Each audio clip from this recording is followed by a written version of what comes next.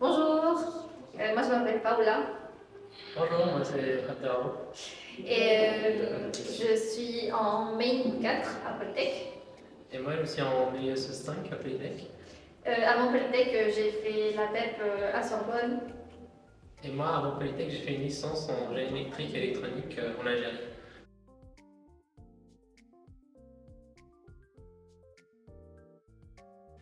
Donc moi je voulais continuer à faire des maths et de la physique. Et le métier d'ingénieur m'intéressait, mais je ne voulais pas faire une classe prépa normale. Donc je me suis dit que Polytech avec sa prépa intégrée était un bon choix pour moi et comme ça après j'avais le temps pour me décider ma spécialité. Alors pour moi, après ma licence, donc, qui était assez généraliste et qui avait des débouchés sur des masters comme l'automatique, la télécommunication ou l'électrotechnique, j'ai voulu me spécialiser dans les parcours dans les systèmes embarqués. Et donc il y avait la spécialité qui était offerte à Polytech Sorbonne. Et en plus, je voulais faire plutôt un cycle d'ingénieur qu'un master parce que je trouvais que ça préparait mieux à l'industrie qu'un master qui prépare plutôt à faire de la recherche.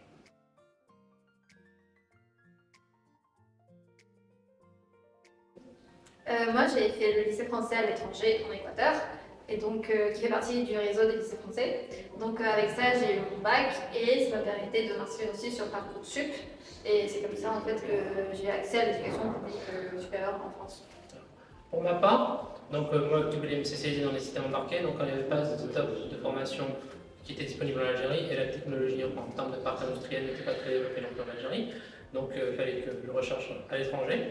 Et mon choix s'est porté sur la France, surtout du fait qu'il y ait une procédure avec des démarches bien encadrées, organisées, c'est-à-dire la procédure Campus France qui était bien organisée et c'est ça qui a orienté mon choix.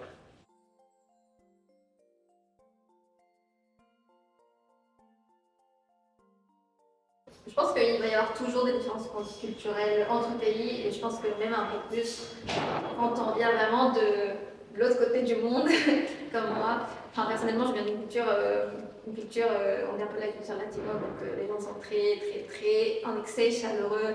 Et du coup, pour moi, au début, c'était un peu un choc de venir en Europe parce que j'étais pas habituée à cette façon d'être ici des personnes. Mais après, je me suis rendu compte en fait, que je pouvais aussi rencontrer des gens très sympas et qui, je sais pas, collaient très bien aussi à ma personnalité ici. Donc voilà, maintenant, je sens que j'ai un peu des deux. Donc c'est cool. Oui. Oui, pour reprendre un peu ce que tu disais, oui, c'est vrai qu'ici il y a un aspect un peu individualiste. Il n'y a pas trop d'aspect communautaire, enfin, comme en Amérique latine, ou peut-être en Algérie, donc en Afrique du Nord, ou au Maghreb. Euh, donc il y a cet aspect-là qui diffère. Mais en fait, moi personnellement, moi, je viens d'un pays, on va dire, de culture musulmane. Et donc, il y a clairement une différence culturelle, mais vu que moi personnellement j'ai été exposé à la culture française dès mon plus jeune âge, donc il n'y a pas eu de choc. C'était un peu à mes attentes.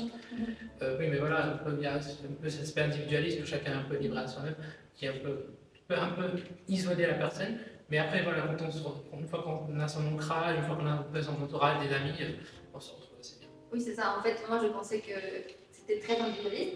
Mais après, quand on est rentré en troisième année à l'école, je me suis rendu compte qu'en fait, non, en fait, tout le monde allait s'entraider, les gens étaient très sympas et allaient se filer un coup de main. Donc voilà. Oui.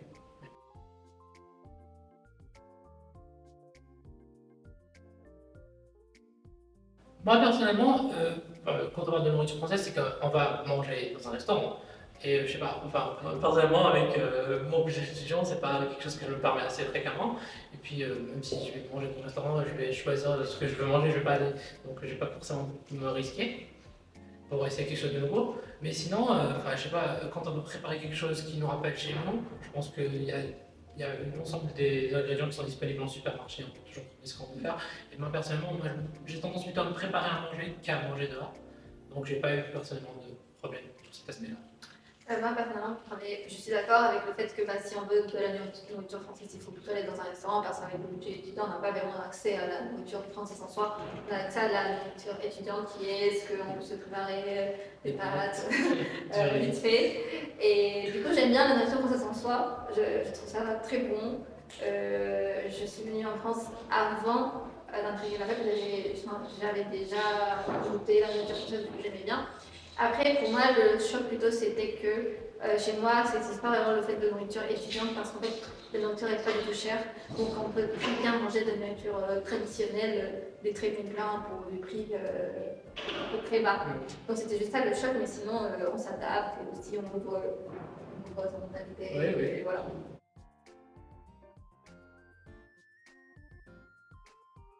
Donc moi je suis en mathématiques appliquées et informatique. Donc la moitié de nos modules sont de modules de maths et l'autre moitié c'est des modules d'informatique.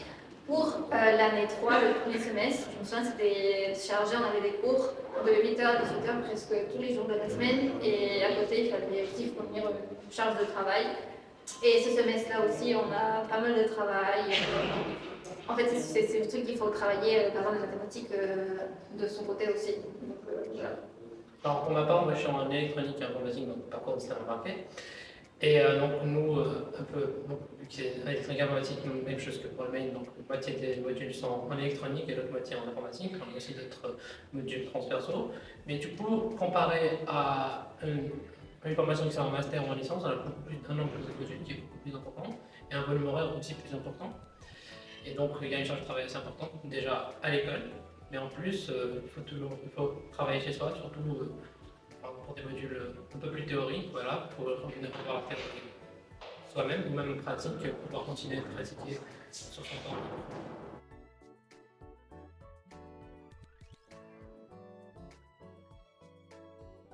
Donc mon spécialité c'est mathématiques appliquées et informatique. En première année on avait vraiment des modules séparés, mathématiques, informatique, et même pour les mathématiques on avait des TP qui permettaient de voir en TP et implémenter ce qui a été vu en théorie en cours. Cette année on a beaucoup plus de projets qui sont beaucoup plus à l'interface entre les mathématiques et l'informatique. Alors pour ma part, moi je suis en spécialité donc électronique et informatique, j'étais embarqué. Et donc nous, première année, donc en année 3, on avait beaucoup plus de cours théoriques qu'autre chose. On avait aussi des TP à côté, bien sûr, pour l'aspect pratique. Mais à partir de l'année 4, on a commencé à avoir beaucoup plus de projets et un peu moins de cours théoriques. Et donc voilà, l'aspect pratique est beaucoup mis en avant.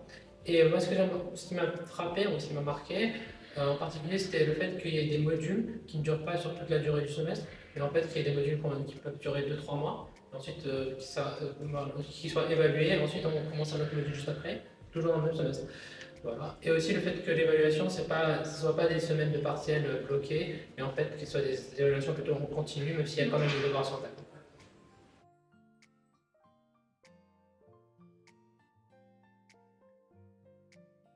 Ma matière préférée en troisième année, c'était l'analyse numérique parce que les cours, les TP, les TD, c'était vraiment en parallèle et c'était hyper transparent dans ce qu'on voyait, on implémentait. Et si j'ai beaucoup aimé les statistiques cette année. Voilà. Alors moi personnellement, moi, la matière que j'ai préférée le plus, c'était en troisième année, oui, voilà, en année 3, en deuxième semestre, on avait un module où c'était un module 100% pratique, où en fait on devait implémenter en PHDL un processeur moléculaire. Et ça, j'ai trouvé ça très intéressant et très gratifiant. Parce on peut voir son processeur en simulation, et exécuter des instructions. Ouais.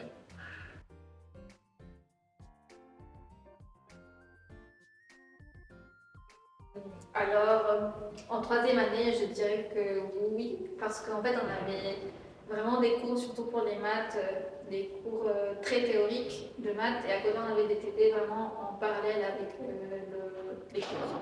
Et en informatique aussi, on avait des cours et des TP.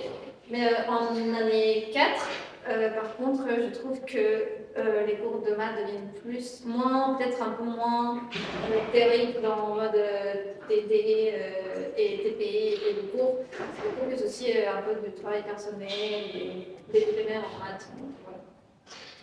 Moi, personnellement, j'avais consulté les maquettes des années avant de postuler déjà pour la formation. Et donc, et en fait, ce qui m'a surpris, c'est peut-être l'aspect plus théorique de certains modules, ou au contraire, l'aspect beaucoup plus approfondi dans certains autres modules, ou dans le sens où je m'attendais. Mais peut-être ça, c'est parce que. Mais c'est la nature des choses, parce que quand on vient un intitulé de module, quand on se heurte à sa réalité, il y a toujours une différence. Mais sinon, ça correspondait assez bien.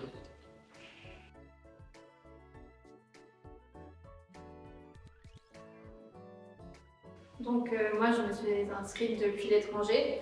Donc c'était un peu galère parce que voilà, toujours difficile la partie administrative. Mais moi, personnellement, ce que je conseille, c'est vraiment de contacter directement les responsables de secrétariat pédagogique, en fait. Parce que vu que j'étais à l'étranger, je ne peux pas venir ici. Si jamais j'avais des questions, du coup, j'envoyais toutes mes questions par mail. Et je trouve qu'à Polytech, ils ont été quand même très sympas avec moi parce qu'on me répondait tout par rapport en certificat de scolarité, s'il y avait des informations, des champs que je ne peux pas remplir. Ils ont été très sympas parce qu'ils ont vraiment répondu à toutes mes questions et m'aidaient à m'inscrire dans les temps, en fait. Alors moi personnellement, donc, comme je l'avais dit précédemment, donc je suis inscrit avec la procédure Campus France, donc c'est une procédure qui est assez bien organisée, cadrée, et donc j'ai pas eu de soucis particuliers pour cet aspect-là.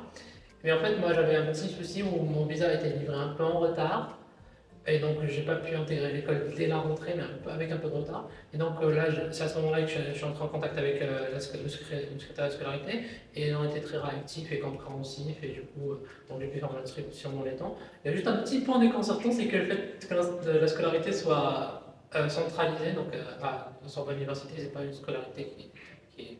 Enfin, d'un point de vue, on peut toujours consulter genre, les, la scolarité, mais c'est pas eux qui délivrent les certificats. Les certificats sont délivrés par Sorbonne Université. Voilà. Après, ce qui est bien, juste pour ajouter par rapport à ça, c'est que toute la partie pédagogique, elle est à Espongon et enfin, en Boîtier de Polytech, Oui. et ils sont très accessibles aussi. On peut directement les contacter, aux responsables des années, les secrétaires, et ça, je pense que c'est vraiment un point positif par rapport à l'université, Oui. où en fait, ils sont presque pas trop accessibles. Oui, mais pas donc, dans les secrétariat pédagogique, des spécialités dans le couloir, Oui, ça c'est c'est évident.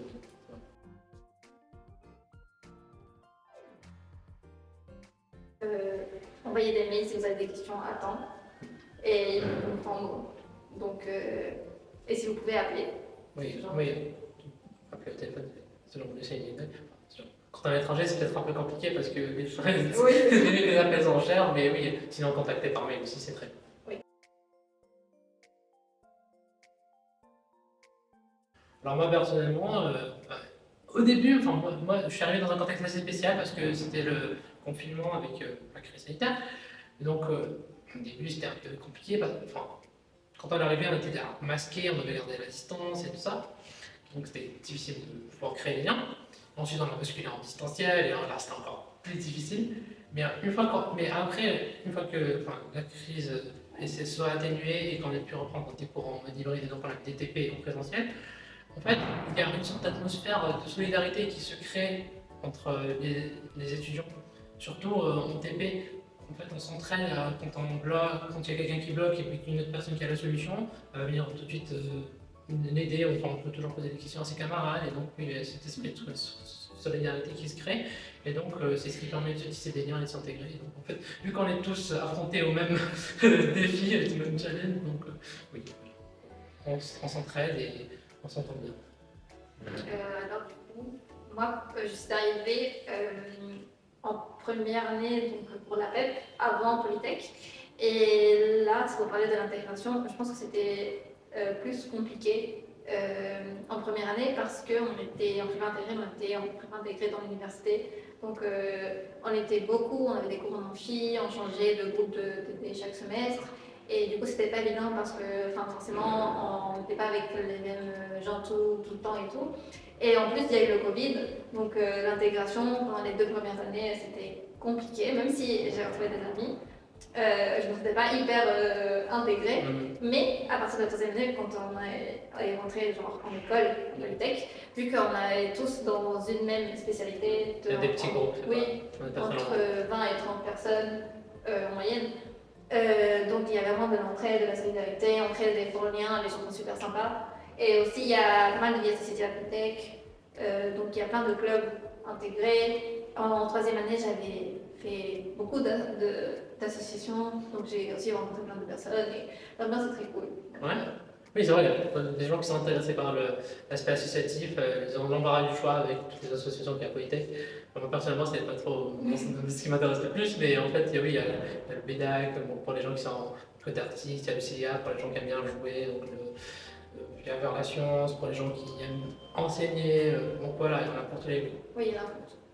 Et même pour les fêtards, le BDE qui organise tout le temps des soirées, voilà. Oui. Donc,